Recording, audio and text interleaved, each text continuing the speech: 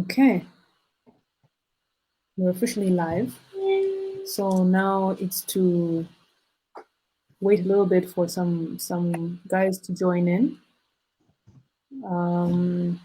Cynthia, you managed to share onto the KBF page? Group, not page. Oh, the group, yes.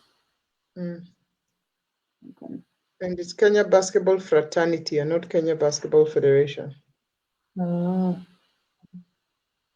Fraternity ni gang signs. Federation ni executive committee. Wow, I can't hear any voices. Luis, can you hear us now?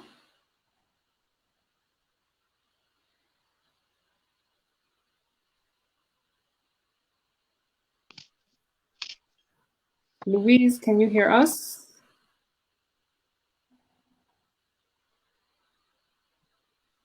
Angie and Cynthia, you guys can hear me fine, huh? Yeah. Louise?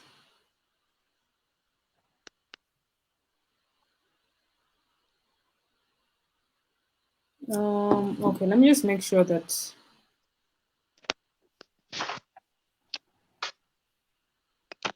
Louise can hear us. Louise, can you hear us? Yes, now I can hear you. Okay, all right, good stuff. Then I'd like us to get started. We are waiting for Nelly. She was on here, but I think she's having a few connection issues, so we'll give her some time to sort that out and log on. But welcome to all of you. First of all, I want to say a big thank you to the Women's Commission for inviting me to moderate this forum and to interview you guys about the positions you're vying for. I think it's very exciting that so many ladies are vying for positions in the Federation. That's exciting to me to have that kind of gender equality. The purpose of this particular interview, though, is to let people know who you are. So they're not just voting for you because you're women, but because they can it's for them to realize how qualified you are for the different positions you're vying for. So please feel comfortable. This will take about an hour. So feel free to express yourselves as much as you can, but also don't talk too much like Africans where you take 30 minutes to answer one question. Because we are several people on this panel, and I really like us to keep time. All that being said, are you guys all ready to go? Yeah, I'm good. Yeah. Hello, everybody. Okay, fantastic. So I see Nelly's still trying to get on here, but I'd like us to just go, starting with you, Angie. Let us know what position you're vying for and what is the meaning behind your slogan. Your slogan is Believe and Achieve. Yeah, thanks, Silalei. Hi, everybody. Good evening. My name is Angela Luchivia, current team manager for Storms Basketball. I'm vying for Vice Secretary General. And for me, the reason I'm actually come up with Believe and Achieve is you've got to believe in what you're trying to do. You've got to have a purpose and a belief in something for you to be able to achieve it. And so I believe that it is time for me to start coming up with, start being involved in the change that is required for basketball. So that's why I believe and achieve. So believe in what you're doing so that you can achieve it. Okay, thank you for that. And Louise, your slogan is community, commitment, and integrity. What position are you vying for? And what is the meaning behind that particular slogan? And before you start, I do see Nelly has settled down. Hi, Nelly, can you hear me?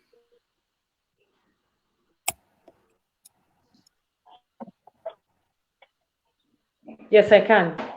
Okay, wonderful. I can hear you. We've just started. We're going through each person and asking them what position they're vying for and what is the meaning behind their slogan.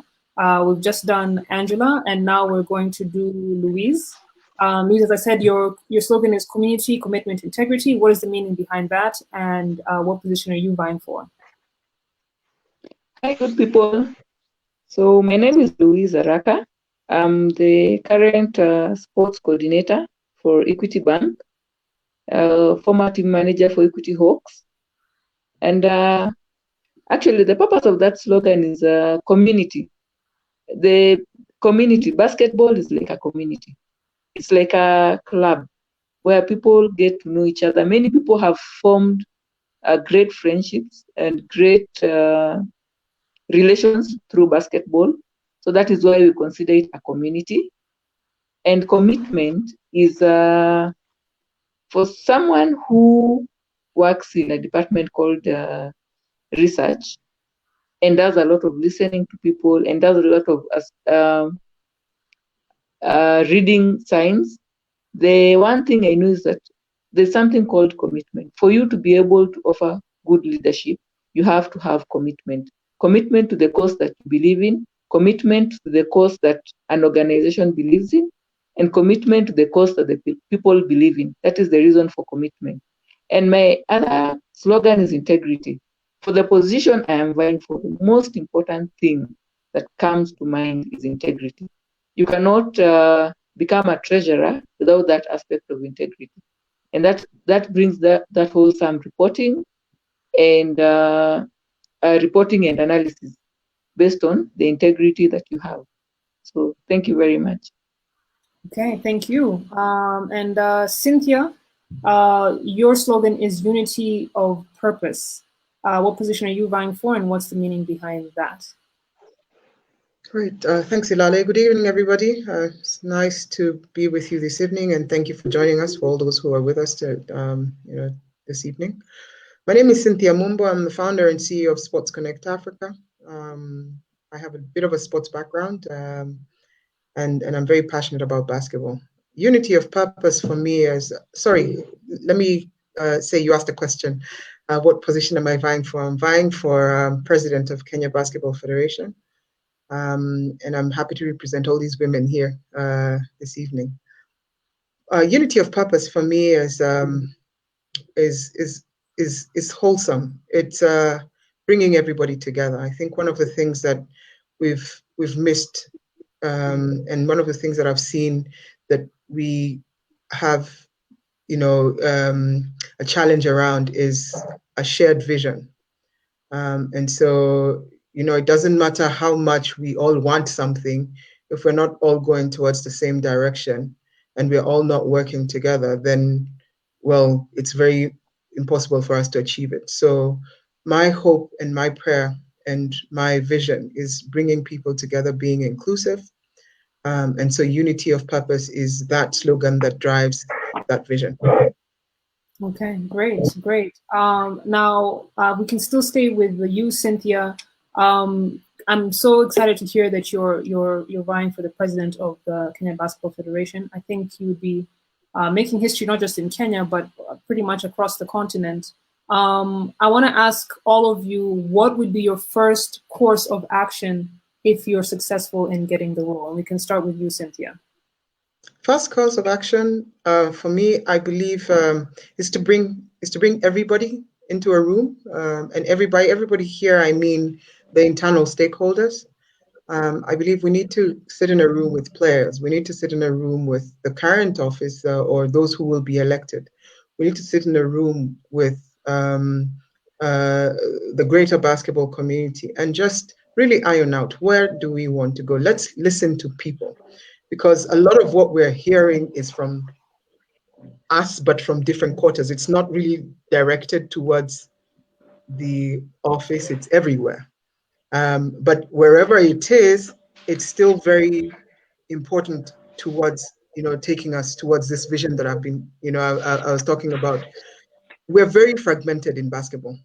We're very combative in basketball. I understand very much that, you can't like everybody and you can't love everybody, but it's extremely important to listen to everybody. So for me, the first thing is to bring people into a room and say, okay, guys, where are we? What is your thought from Kisumu, from Mombasa, from wherever? What is your thought? And what do you want? What does this great thing look like for you? And then once we have all those ideas, sorry? By people, who do you mean? Do you mean players? Do you mean stakeholders? Yeah, I think I said that. Stakeholders. So I'm talking about players. I'm talking about coaches. I'm talking about, and the idea here is not necessarily have everybody into the room, but have meetings and sessions where we hear from everybody and pick up those ideas, pick up the challenges that people are facing, pick up the issues that people are facing. Because I mean, coming into office is one thing. I could say, yes, from the outside, I think I have an idea that these are the issues, but it's very, very critical to listen to and to hear the voices of those who are in the sport, so that you have a complete understanding of truly where they are and what they feel. And also, as a leader, I believe it's very important for people to know me beyond, as when we get into business now, it's important for people to get to know me, then to know the vision that I have and to have that shared vision with them. So very, very, very critical. First thing is to listen. First thing would be to listen before, coming up with any decisions. All right. Thank you for that. And Nelly, welcome back. I'm hoping that your network issues are solved now. I want to give you a chance to just tell us which position you are vying for and the meaning behind your slogan, which is "Vision with action can change the world," before we continue with our agenda. Okay, thank you very much, Silalei. Good evening, ladies. Good evening, everyone. The position I'm vying for is Assistant Treasurer. And my slogan, "Vision with action can change." A lot of times we've had a lot of things we think about. We've been in basketball for, as someone would say, yonks, very many years. And we've had so many ideas about what it is we want to do, what it is we've seen that can be done. And so with that vision, if we put that vision into action, things are going to become better. Things way we would dream. Our dream will have come true because we have envisioned it and we have put it to practice, and so it will have become true, and then we'll have achieved what it is that we have wanted with our vision. So vision with action can change. Okay, wonderful. And what would be your first course of action if you are successful in getting the role?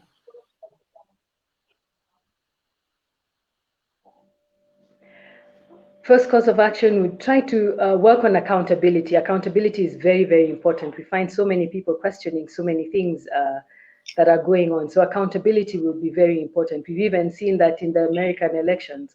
One of the things President Biden talked about is honesty. So we need to be honest, and that's not only there. I mean, it's even here. It's important to be honest about what we're doing. Accountability, proper use of the resource would also be helpful. Not saying that it's being misused, it's just that whatever we get, we need to use it in a manner that will be beneficial, especially to the players, and letting processes work. There's a lot of things that we are doing that sometimes don't look like, let me just say, like the league fee.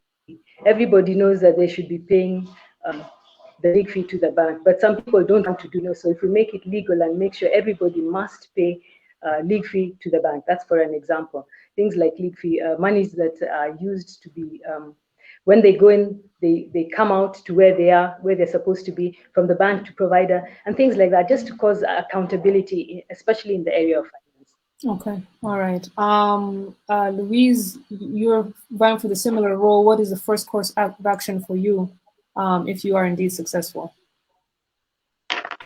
Well, I'd like to say first that I've not been there long enough to learn the ways of the federation, but I've been there long enough to know that a few things and a few gaps can be bridged, especially when it comes to financial accounting and matters financial, because one thing you need to know is that everything boils down to finances.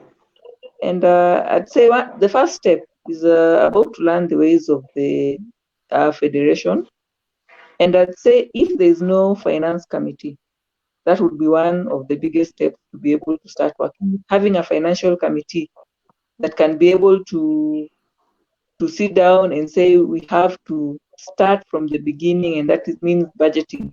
Once you start from budgeting, at the beginning of the year. We will be able to balance in terms of collections, we'll be able to balance in terms of payments, and payments mostly regards to sporting venues and referees. And we'll also be able to balance in terms of, at the end of the day, you know, when we come and say we want to present our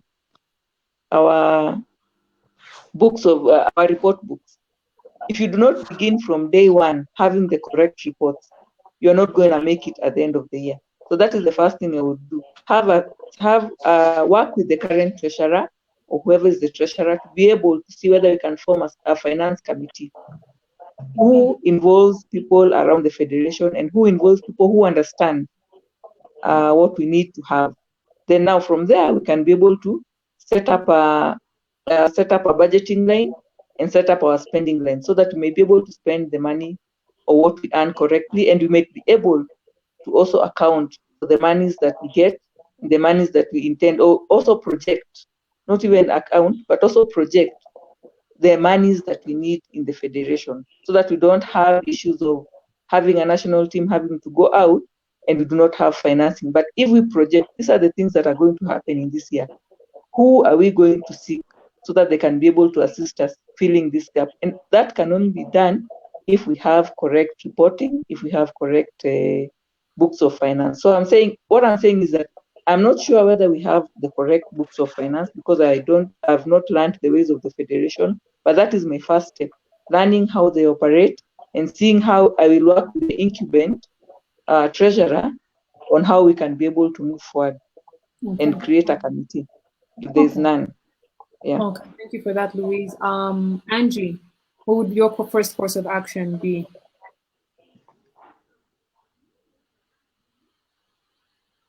Sorry, you're muted, Angie.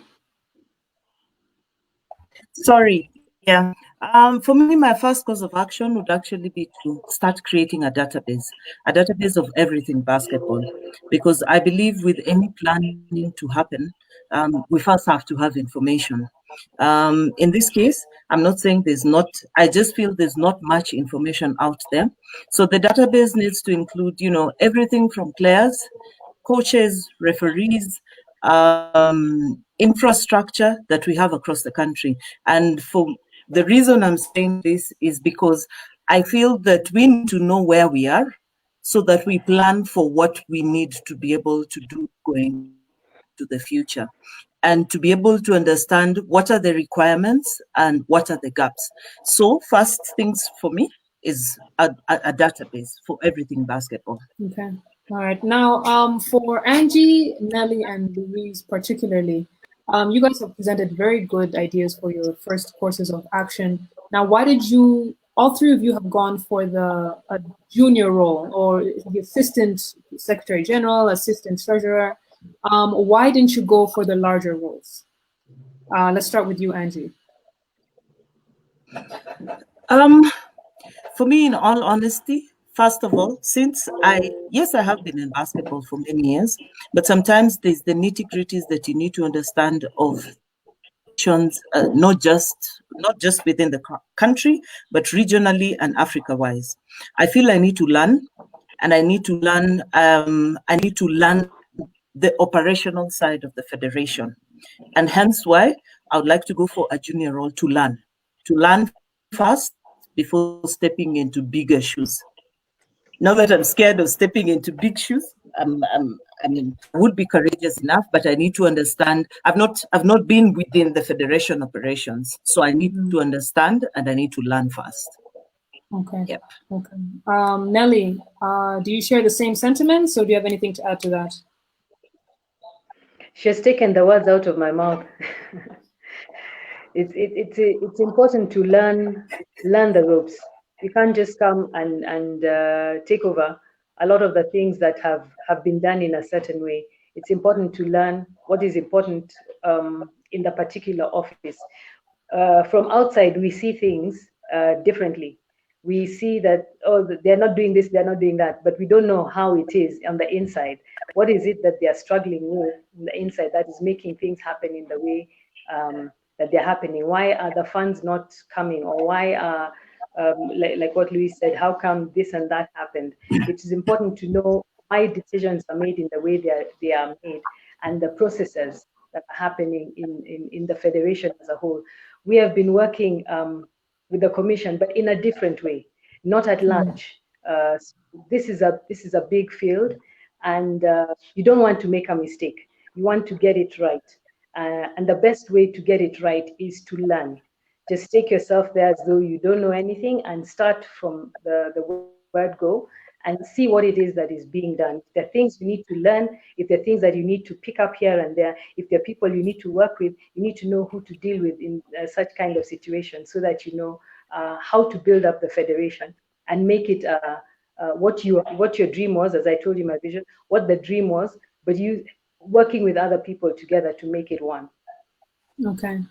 Louise, do you also feel the same way? I mean, surely I feel like there are handovers that take place regardless of the position, right? If you're even applying for a new job at any company, it's a job maybe you've never done before. There are handovers that will take place. There are people who will take you through some form of orientation. I'm sure you would have gone through that as well, Louise. Why did you take the junior position instead of going for the treasurer seats? As I said before, that's what I said. As I said before, I have not learned the ways of the federation. So whether I would have been taken through, it's just like getting a job. You might have all the skill sets that you have, but the training and how the culture operates is what you don't have. So when you go in, or when you have the courage to go in, and you do not resonate with the culture, or you do not understand how things operate, it would be very difficult for you to be able to achieve or do your roles.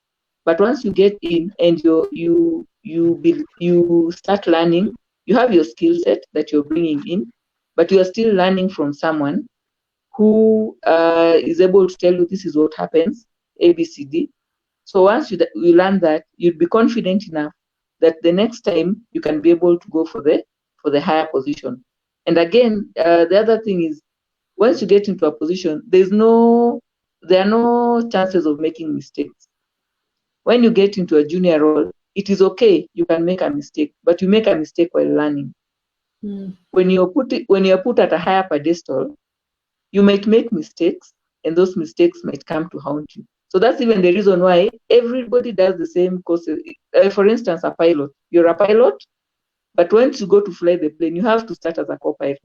So I believe you have to be nurtured, or you have to be inducted into the role instead of going in directly. But once you learn into the roles, you have the courage to go in directly and be able to work. Yeah. Okay, all right. I'll give you guys that one. I guess those are valid points. Cynthia, you were initially vying for the Secretary General position, and now you're going for the president's role. What made you change your mind? I actually had shared that I would vie for Secretary General a while back, and then I pulled out. And then I was approached by basketballers, and they said, Cynthia, we want you at the top. And I said, okay, you guys have asked me, I will take the challenge.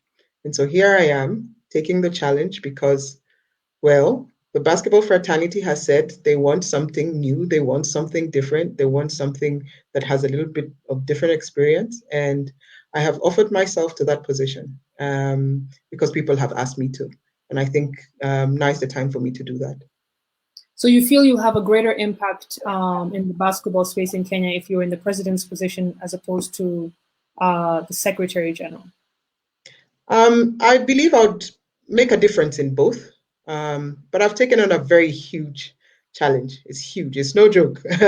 I don't take the step that I've taken for granted. I mean, I believe if I was Secretary General, that's almost like a CEO position. So that's the position you do all the daily work, right?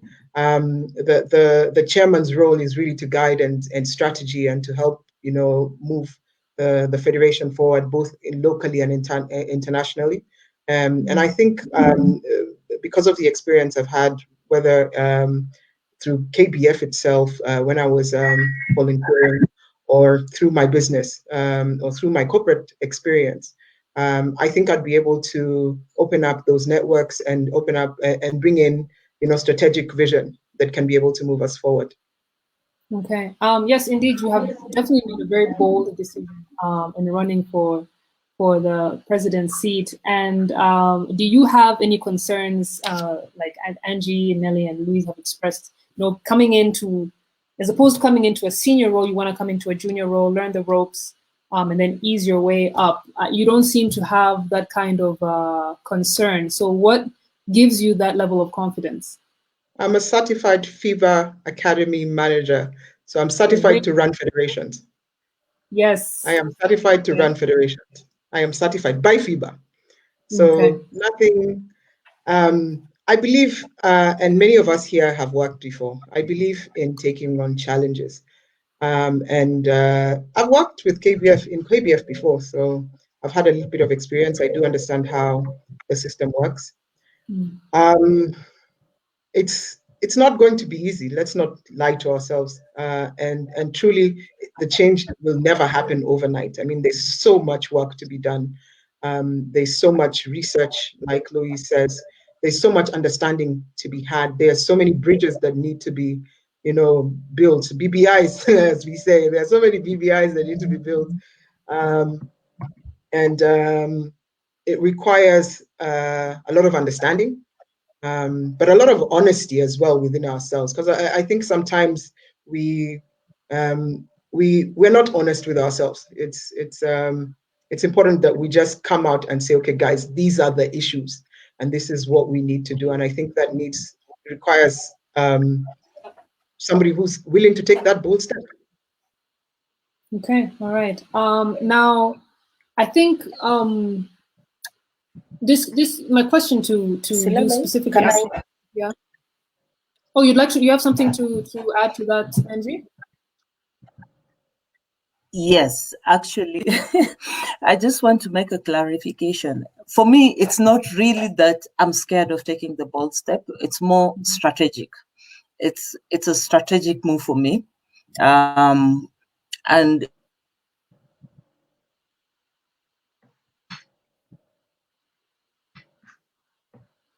Oops. also based on the fact that I've got a lot of work to do.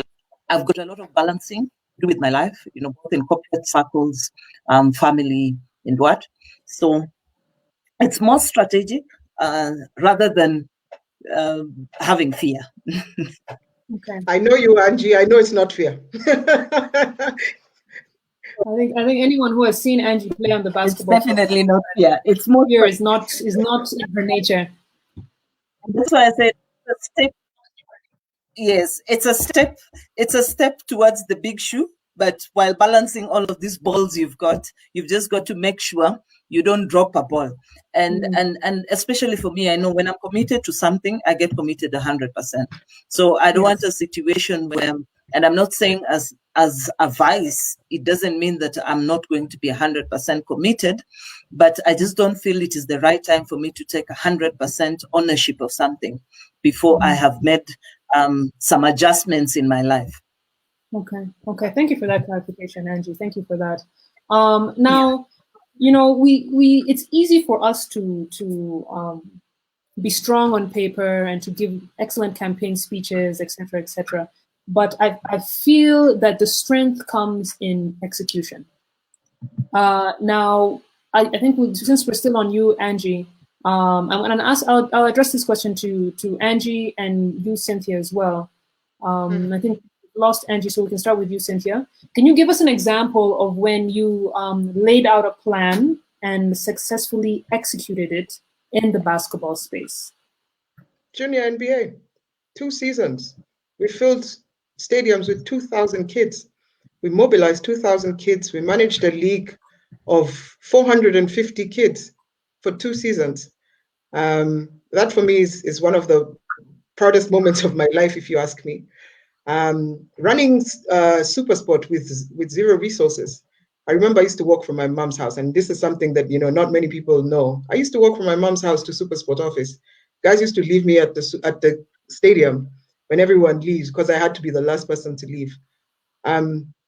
those are experiences that I hold very highly, and I believe they taught me quite a bit, and I'm very happy that they opened up opportunities for me as well, because out of that I've been able to travel out of Kenya. I've been given opportunities of experiences in with top global brands out there, and getting to understand how people work and how things work in the sporting environment.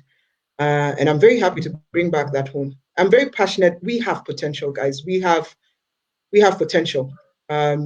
It's one thing to say I can do, it's another thing to do it. And I believe just those two experiences show that I can do it, amongst many other things. Yeah. Okay, thank you. Angie. I think for me first is the Kenya Basketball Women's Commission. First of all, just starting from the idea of it being there, and ensuring that we actually get it to happen, that there's a KBWC, and ensuring that we're able to run programs. And I know last year we ran quite a number of programs in spite of COVID. We had the huddles, we had the fitness things, online things that were happening, but just being able to sit down and actually ensure that we're able to execute that. Over and above that is being a team manager for a team for Storms for almost decades, and especially having to run a team without any financial backup, without any sponsorship, but making sure that the team gets there, the team has their kits, the team buys kits, the team makes their travel, irrespective of what people think. I know a lot of people keep thinking that Storms is still sponsored by Coca-Cola, where I've worked for many years, and all of these other companies. But the interesting thing is, we've not had sponsorship for close to 10 years, but who knows that? Nobody knows that.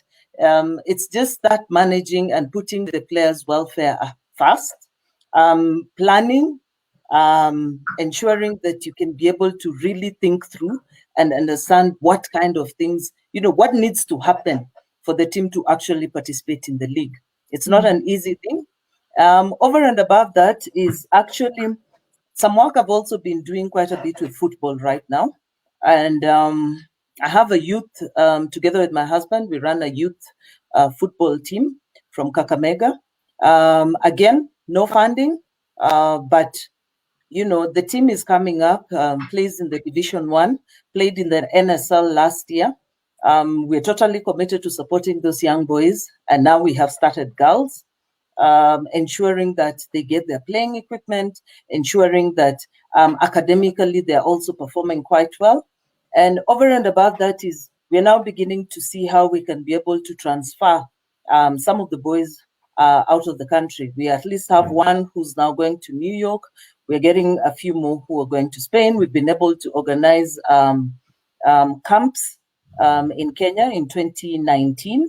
We're able to bring in a UEFA coach, Serie A coach. We're able to bring the under-23 Polish coach. So for me, I'm asking myself, yes, I'm doing this for football. What about basketball, which is my first passion point? I should be able to transfer some of the things I'm also learning from football into basketball and do the interswitch. So for me, I feel I can be able, and I'm committed to ensuring that I can be able to execute. Okay. All right. Thank you for that, Angie. And to all our viewers, please feel free to ask questions in the comments section. If we have time at the end of this session, we'll definitely try and address them and send them to the way of the candidates. Now, you mentioned about being team manager, Angie, and kudos to you, honestly, for being able to successfully manage the Storms team for so long.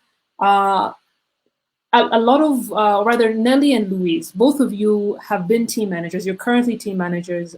Nelly of Eagle Wings, and Louise, you were team manager of Equity, now sports coordinator. My question to the two of you, how will you separate your private ventures from public work? What I mean is, how will you make sure Eagle Wings doesn't get first serve, or Equity doesn't get first serve just because you are part of those respective organizations? Nelly, we can start with you.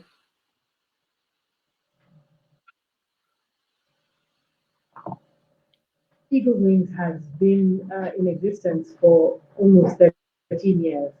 There's a lot that has been going on in Eagle Wings. We've done a lot of projects in and around the country, in and around the city, and we have been getting funding and equipment from a lot of people around us, the people that we've been working with. And that may continue because it's something that has been going on. Whereas in KBF, it's a very different ballgame, I'm sure. How they get their funding is something that I'll need to know how they get to get their funding. But of course, whatever one would be trying to achieve in basketball should be able to go down to the players, whichever way, whatever funding you're going to get, because it's basically about getting funding and getting our players to achieve the best that they can achieve all round from what we are going to be able to get from them financially. So how will I separate? It's a task I'll have to think about how to do it because that's me. That's my life. I've been doing a lot of stuff for Eagle Wings all around. And that's where I was telling you, learning comes in. And I guess I'll find some good teachers from the teachers in the Federation who will help us learn exactly how to be able to separate what it is that you're doing with the Federation because both of them are basketball. I will learn and I'm willing to learn and I'm teachable. Okay, and what about you? How separate you?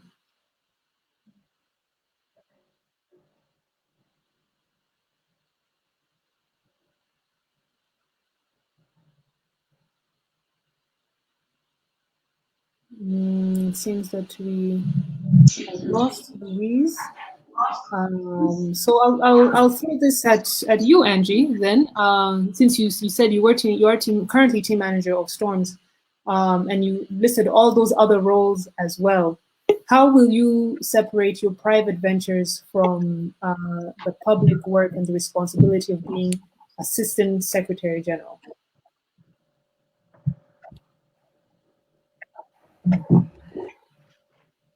I think for me, first is to understand what each of roles require.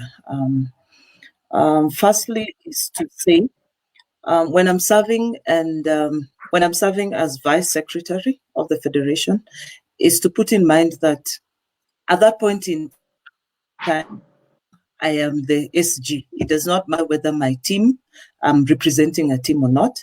The first thing that's there is SG position for the country. And after that is my affiliation to Storms. I think for me, I have had lots of experiences where I've had to really know at what point to draw the line and at what point I need to stay out or step out of a room because of conflict of interest.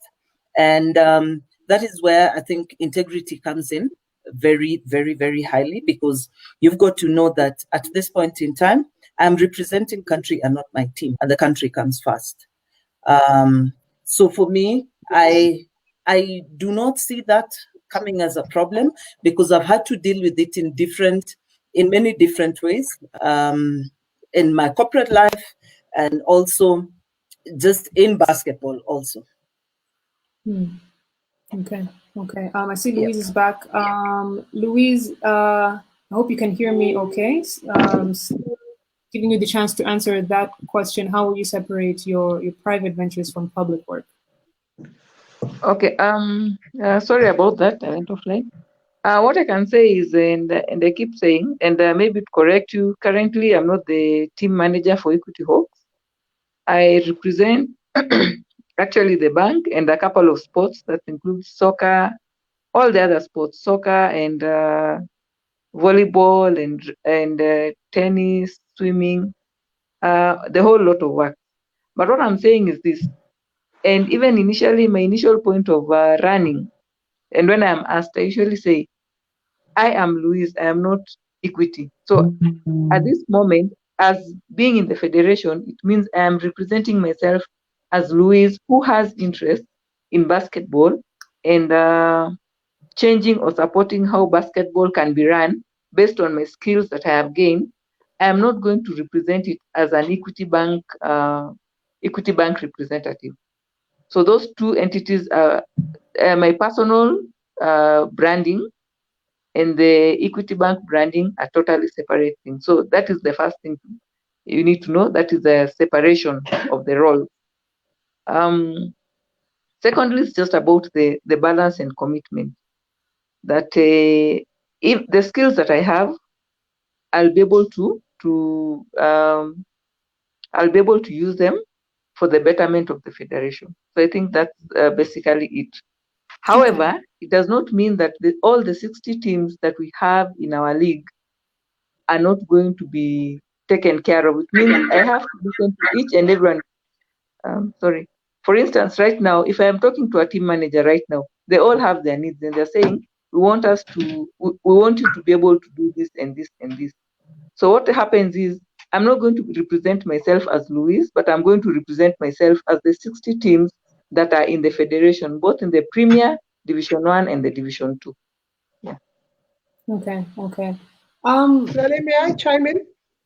Yeah, Just just a second, Cynthia. I was gonna still on what Louise was saying, because you've said 60 teams, right? And everyone has their own ideas. Everyone wants attention, you know, and you guys are gonna be in leadership roles, and that is one of the biggest challenges. Which needs deserve priority?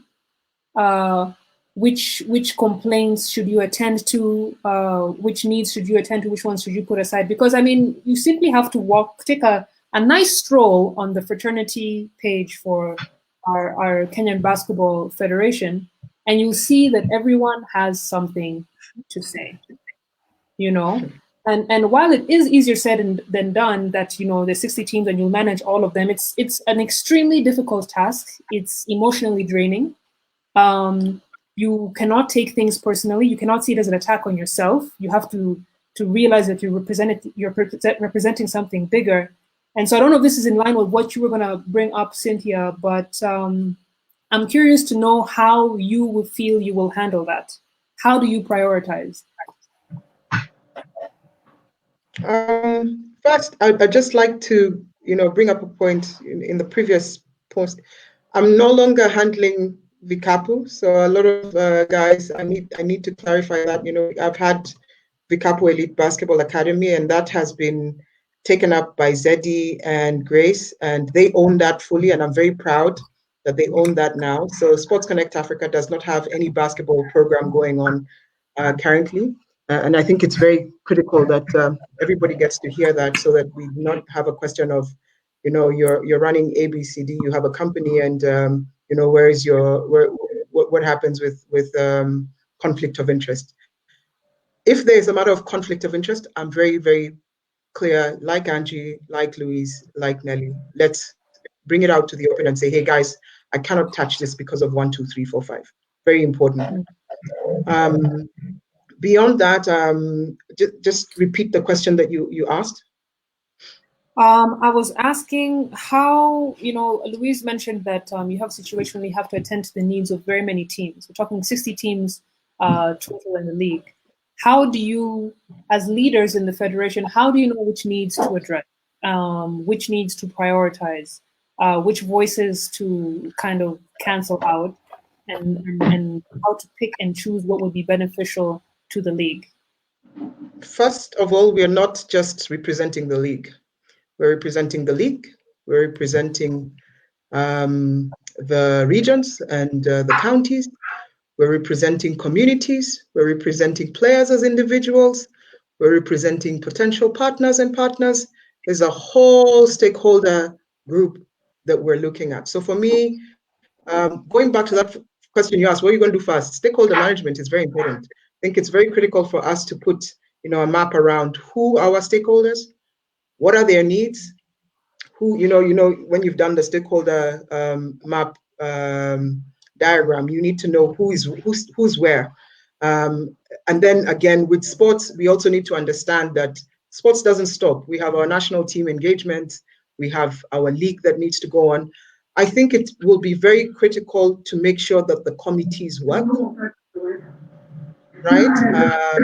Because this is not just the role of those in the federation as federation leaders. I think our job as federation leaders would be enablers, would be able to enable whoever is in the league committee to make sure that the issues around the league are organized. We need to make sure that the finance committee works so that they deliver on their deliverables. We need to make sure that the marketing committee, if there's one. One hope that I have, and one thing that I'm very critical about is we need to make sure that the SG is a CEO and runs the federation like any CEO would. And hopefully we would bring in a COO who is competent in management, whether they have sports management knowledge or just business management knowledge, because it's very critical for us also not having a paradigm shift from we need help to we need to build our brands, we need to commercialize basketball so that we move Kenyan basketball into a situation where the teams are not asking us for help, but we are providing platforms where these teams can brand themselves, can build their own capabilities so that they can hire professionals to run their business so that we can be able to move basketball forward. I think that for me is the critical space that we're in. And for us to move to that, we will definitely need to work very strongly around stakeholder management. We'll need to work around all the tenets of management to be able to say, where are we? What do we need? What are the gaps? What comes first? And then work backwards to make sure that we're achieving that greater vision. Okay, fantastic. Excellent response, Cynthia. And I'd like to move on to our next question. Cynthia, you mentioned the national team, and that leads me actually to my next question. We've seen a disparity, a large disparity in support between the men and women's national teams. Of course, all of you guys know this is something I'm passionate about because of my involvement with the national team. We can start with you, Nelly. How will you encourage gender equity among national team support? And do make your response just not too brief, but we are running a bit short on time, and I'd like to get through all the questions I have for you. So again, how will you encourage gender equity among national team support in Kenya? Already as a commission, we've been trying to push our agenda forward by making sure that we get good coaching, and especially all the equipment that the guys get, the girls also get. What is necessary for a team? Let me just put it that way. What is necessary for a team, irrespective of whether they're ladies or they're gentlemen, they need to get the same fair treatment. And we've been trying to agitate for that from where we have been in the commission, and giving everybody the same kind of opportunity. If the men are going to get players from foreign-based players, ladies also should be able to get foreign-based players, and so we have the same playing field. So I think that is in the pipeline, because we've also asked for it as a commission, and we've seen that the federation was going to also work on it. So we are happy with that. Okay. Louise, please share with us. I'd also say, in addition to what Nelly has said, it begins with the planning. I'd also say, and I insist, better planning, meaning we all know that the events that happen throughout the year, we all know that both the women's team and the men's team participate in those international events. If we do prior planning, even when you say we don't have a sponsor for the team, but if we already know the events that are happening, it is very easy for us, with the correct reports, with the correct budget, with the correct planning, to have a sponsor as early as possible. But that will only happen if we are able to do at the beginning of the year. what activities are there, what events are there, both for women and men. I'd also appreciate the Women Commission for trying to bring out the ladies and bring them out strongly. So I'd also like to encourage them to keep pushing so that we can be on the same pedestal, so that we can also be listed as an important participant. The women's team can be listed as an important participant in the annual events that take place.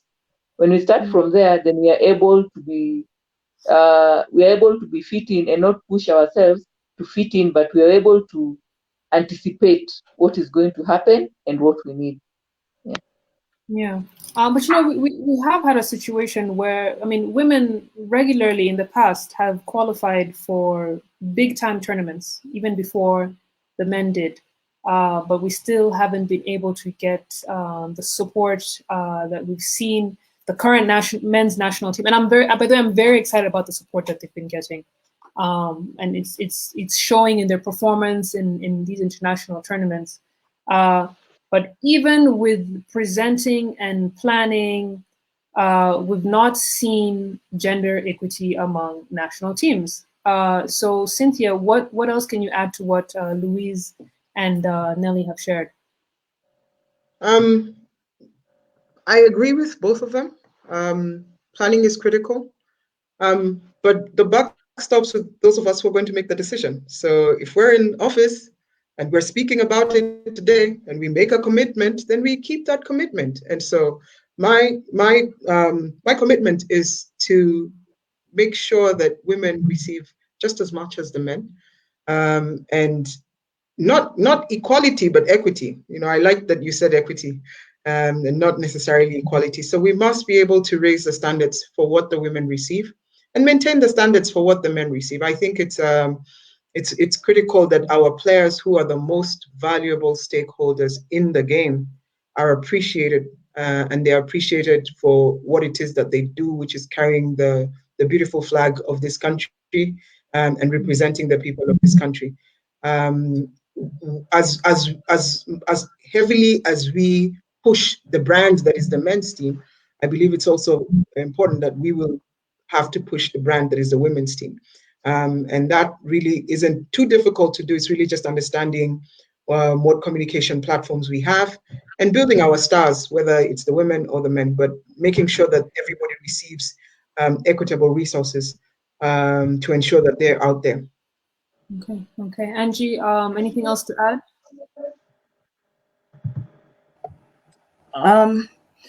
Yeah, thanks, ladies, for what you said. I think the other thing that I'll just add is also inclusivity. Inclusivity in the sense that I would like to see a lot more ladies being involved in the national team board and just being there so that they can be able to push the agenda for women.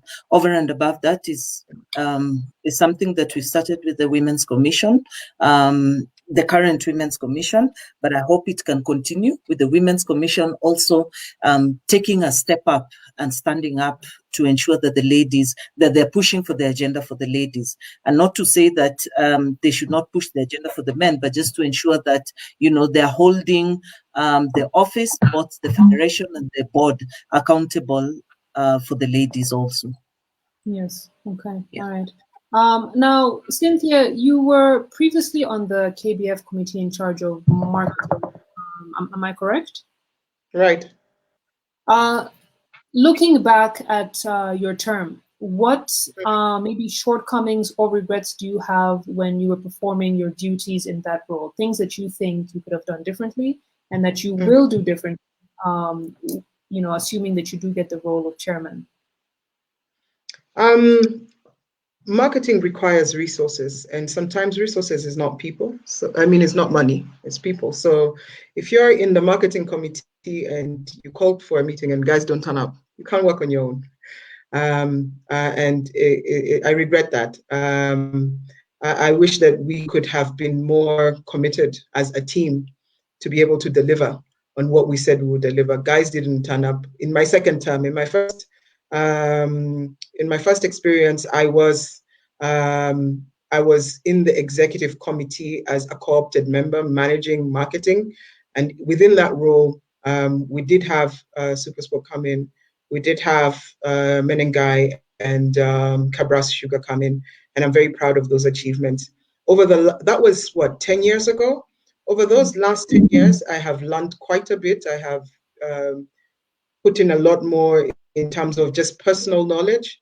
I have built networks, and my hope and my prayer is that if I get into office, my experience, my corporate experience in marketing, and my corporate, my business experience in sports business, and the networks that I have, I can be able to bring that onto the table to help support the marketing conversation. So it's unfortunate we didn't achieve what we wanted to achieve, but we have to have unity. That's what I say, unity of purpose. We can't say we want to do something and then when it's time for us to do it, not all of us are in it to get it done. So if we commit, we come in, we commit, and it's not going to be easy, but we have to put in the time and we have to put in the work and get it to happen. Okay. All right, now we don't have too much time left here, but I do want to ask one last question from my end before we handle. I think there are just two questions in the comments. Now I've heard an idea being floated around before. Again, I say floating. I'm not going to say specifically where this idea came from, but I've heard that the idea of what would happen if the women's league was independent from the men. What I mean by that is a situation where there are different game schedules, not concurrent with the current men's league. So it's a different women's fixture, different set of leaders, different budget, but still, of course, under the KBF umbrella. Similar to what the WNBA is. Do you ladies think that is a viable idea, and would that benefit? Or would that be more beneficial for women's basketball? Would we be able to attain more support if we were to have that kind of separation? Angie, I see you smiling. Let's start with you. Gosh, Silalei, you caught me there. Anyway, I think it's worth a try. It's worth a try. Reason being, there's also quite a number of corporates and organizations out there that would love to support women-only leagues or women-only events, activities, and that kind of thing. I would say it's worth a try, and worth a try having it with the kind of structure where you have a CEO or a CEO who is, running that league and being able to still be accountable and reporting to the federation. And I would give it a try, in all honesty, if given the opportunity. I would give it a try. All right, Louise, what are your thoughts? Thank you for that, Angie. What I would ask is, would it make a difference? That's the first thing. Would it make a difference? Reason being, if we have a separate league, and we already know currently the women's teams are really struggling, number one, even to get players. Number two, even to get fans. The fans that ride on our games are still part of the fans who come and watch the other KBF games. So is it worth it having a separate league? Unless there are structures put in place that say, especially even when we want funding, we need to have funds. So especially say that we will promote the women's league independently, and they will have as many funds as possible. And that can only come in when the games that are being played are worth watching and are interesting enough to watch. So at the moment, I don't believe the women's team is ready to have, based on, I've not been there, I've been there for about 8 years, but I'd say there's a lot of, even mentioning just a lot of transfers. If you find team A, team B, they're still the same players. We're not having any new players coming in. Had we had new players waiting and willing to join, especially ladies, I would say we give it a try. But right now, until we put structures in place where we can say we have a host of ladies waiting and willing to play so that they can be able to handle an independent league, then I think we're not ready. Interesting. Okay. Yeah. Nelly, what are your thoughts on that matter?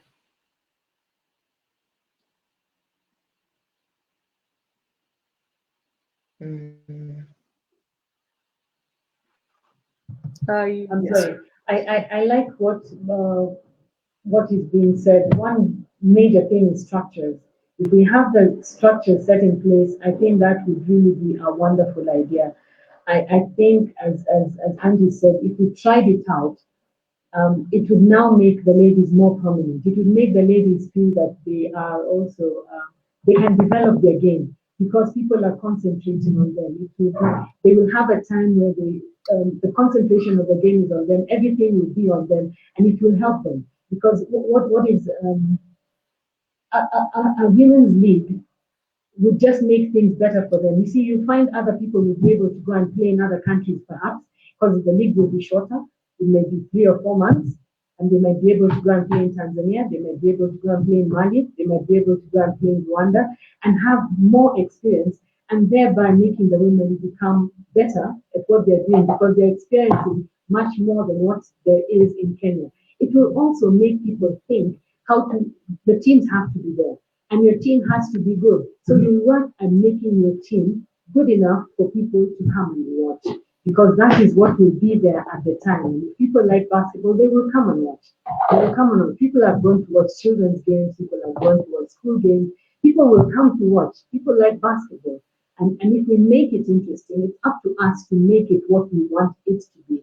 We can't say that it's not impossible. It's just never been done here. It's never been done maybe in this part of Africa, but it's possible if we just put our mind to it and encourage the girls to go for it because we can. I think we can. Okay. All right. Cynthia, what are your thoughts? Do you think it is I'm possible? answer. It's the 21st century. It's about damn time. It's about time. What are we waiting for? You start from scratch and you build it up. What we have now isn't working. So start it, build a brand around it, and build it and let it get a life of its own. You know, build a brand around it. I mean, all we're doing is we're removing it from the fixture that is and putting it to a different fixture and then building a brand around it. One of the reasons why we're having very few girls coming in, Louise, is because our games are all at 9 in the morning and 12. Nobody sees us. So no girls come to watch us. So no girls get inspired to play like us. Unless you're a diehard, then you don't come. We have to build our own stuff for girls, for the ladies, and put a brand behind it. And I think this is not going to be easy, but it's possible. And we are the ones that are going to do it. Nobody's going to come and do it for us. So I think it's about time. Thank you, Cynthia. You can tell from my smile which side of the fence I'm leaning on. But I'll leave that to interpretation.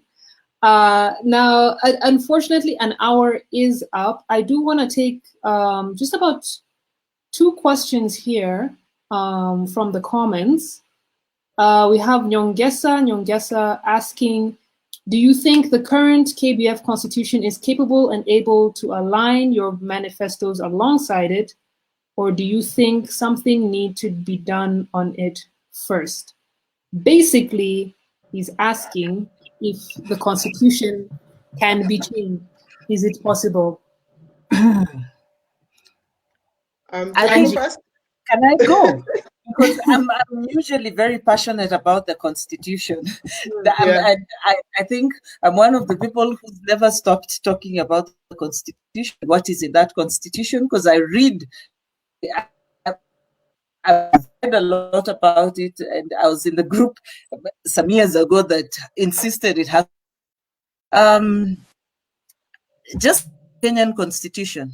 It really needs to be a little bit fluid. There's a lot of changes that need to be done in our current constitution. Not to say that it is bad, but there's a lot of changes. There's a lot of gaps. There's a lot of conflicting things that need to be changed to be able to ensure that things get a little bit better. And for me, going into that vice secretary position, in fact, that's one of the things that's really at the back of my mind. Not at the back, but it's after database, we need to have proper constitution constitution, and I'm very passionate about it. Currently, it's a little bit difficult to get some of the things that are in the manifesto to work. But that does not say there's no opportunity for us to change the constitution and make amendments where we think there are issues. The Constitution has spoken. That is Angie. We consider her the Constitution. She has spoken. I've known Angie, now maybe 20 years almost. And she's always been very passionate about that discussion, and I'm in total agreement with her. Guys, we're in the 21st century. Sports has moved into something else globally. For us to compete at that international level, for us to provide opportunities for our athletes and our players, we have to have a governance structure that supports those visions. And that governance structure comes from the Constitution. So we need to adapt. We need to learn from other federations. We need to liaise very strongly with FIBA, very, very strongly with FIBA, because they're very happy to support federations that are looking to move themselves into the new age of thinking. So it's really just how do we package ourselves? What do we do with what we already have and do it really, really well? And attract the interest of everybody else out there in the world to say, hey, we like what Kenya is doing. How can we be a part of this? But that can only happen if our governance and accountability structures are up to date and up to standard. And that can only happen when those changes are made in the Constitution. So if we have to move forward, then I think we definitely have to make some changes. Okay, all right, there you have it then. And I have a question here from George Kanai directed to Angie and Nelly. He says, the Constitution requires that if elected to office, you need to relinquish all other leadership positions you hold in a club. Are you ready to do that?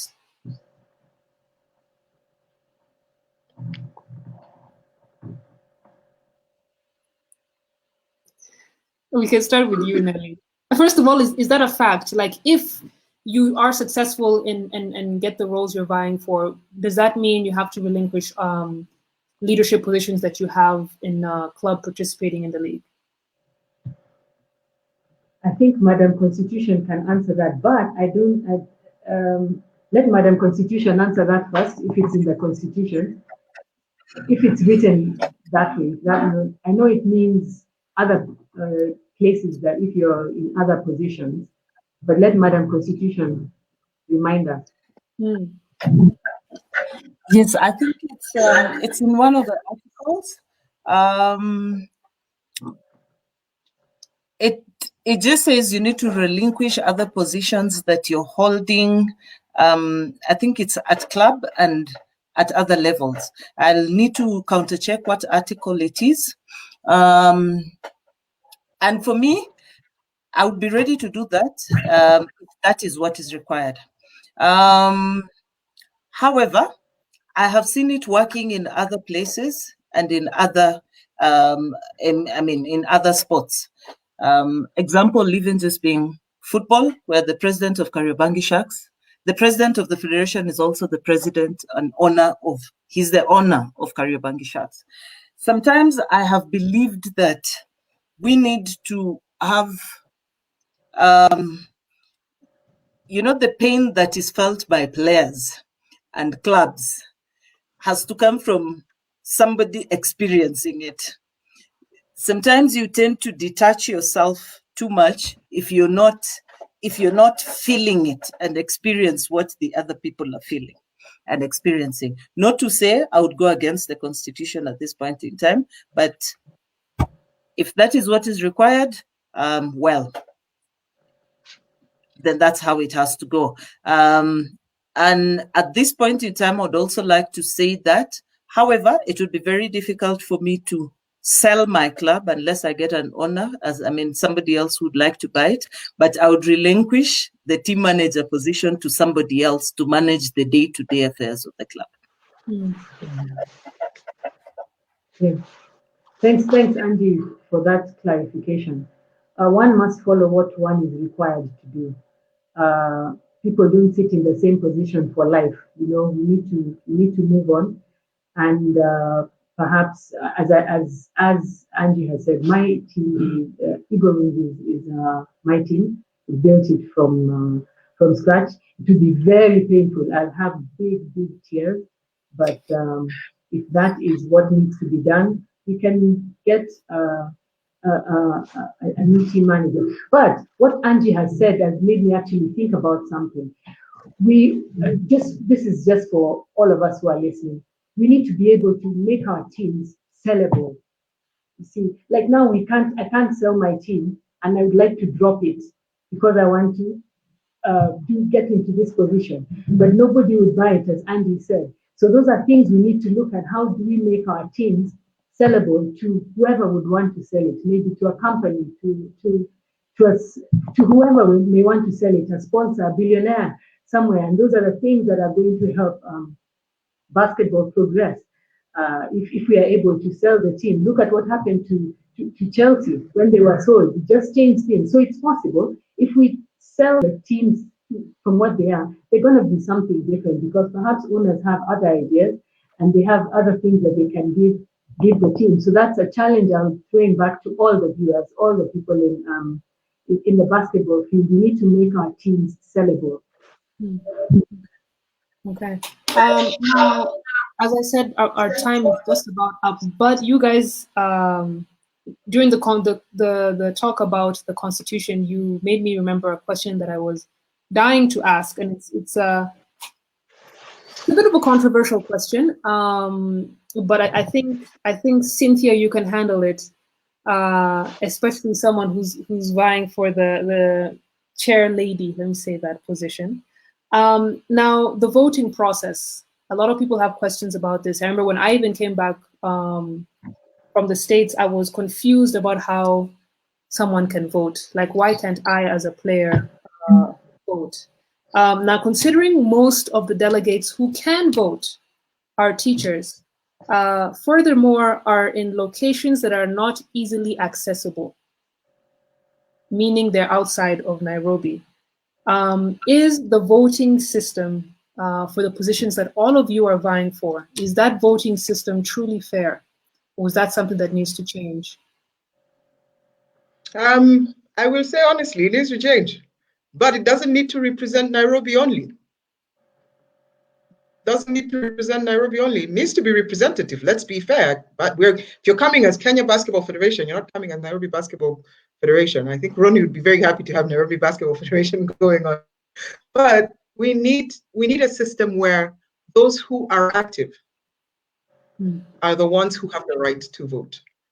And so if you're not doing anything, how do you then decide for those who are doing something, what they need to do? You need to show your activity.